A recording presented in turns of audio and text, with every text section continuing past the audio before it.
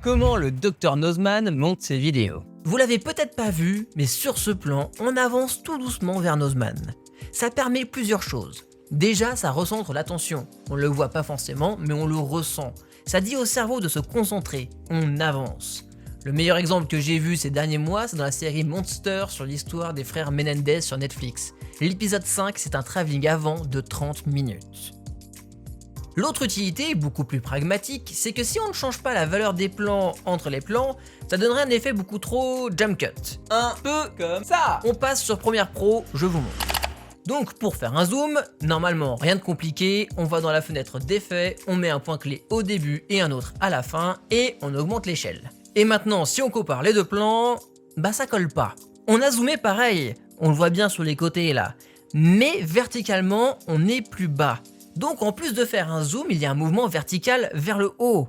Donc on met un point clé sur la position et voilà. Et bah ça c'est pas la bonne manière de faire ce genre de zoom. Au lieu de devoir faire plein de points clés à chaque fois, il y a une astuce qui vous fera gagner énormément de temps et ça s'appelle le point d'ancrage. En gros, le point d'ancrage, c'est le point autour duquel la rotation tourne et c'est aussi l'endroit vers lequel un zoom se fait. Donc pour faire ce genre de zoom, on se met au début du plan, très important, on déplace le point d'ancrage entre les yeux, et maintenant ton zoom sera accompagné d'un petit mouvement vertical.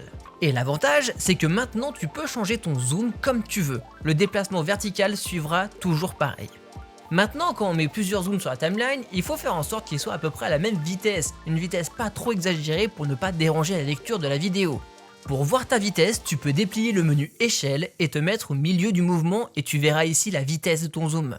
Dans le cas de Nozman, 1,2% par seconde. Maintenant, vous savez que si vous respectez à peu près ces vitesses, vous aurez des zooms élégants, pas trop rapides, mais suffisants quand même pour pouvoir faire des coupes sans que ce soit trop des jump cuts.